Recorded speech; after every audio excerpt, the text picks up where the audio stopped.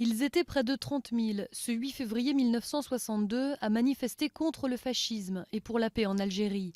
Alain avait 14 ans, il était aux Jeunesses communistes et se trouvait près de la station de métro Charonne au moment où la police charge violemment la foule. Il n'y avait eu aucun mouvement précédemment qui pouvait laisser penser que ça allait dégénérer. Donc bousculade, j'ai chuté avec beaucoup d'autres. Je suis resté au sol, j'ai choisi, c'est peut-être ce qui m'a sauvé, de faire le mort. 9 manifestants ne s'en sont pas sortis.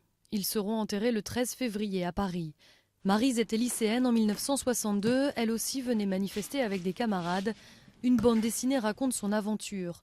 Tombée dans la station, étouffée au milieu des corps, un traumatisme qui persiste, elle n'a pas pu prendre le métro pendant 25 ans.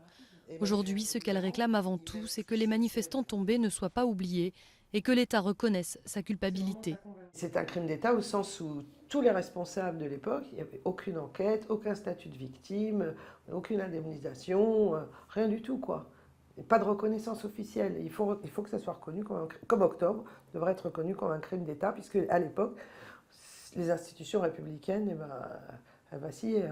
À l'époque, la guerre d'Algérie touche à sa fin et l'OAS, formée par des ultras de l'Algérie française, monte en puissance.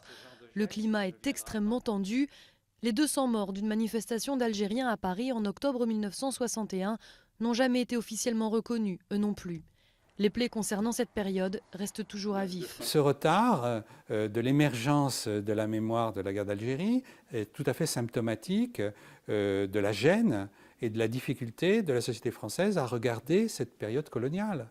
Et des gens n'ont pas parlé ou ont voulu s'en tenir à des mythes ou à des récits qui sont des récits un peu hémiplégiques. Les responsabilités concernant Charonne n'ont toujours pas été établies. Qui a ordonné la charge mortelle? Le général de Gaulle, son premier ministre Michel Debré ou le préfet de police Maurice Papon? Pour commémorer les 50 ans du drame, un rassemblement est prévu ce mercredi à la station de métro.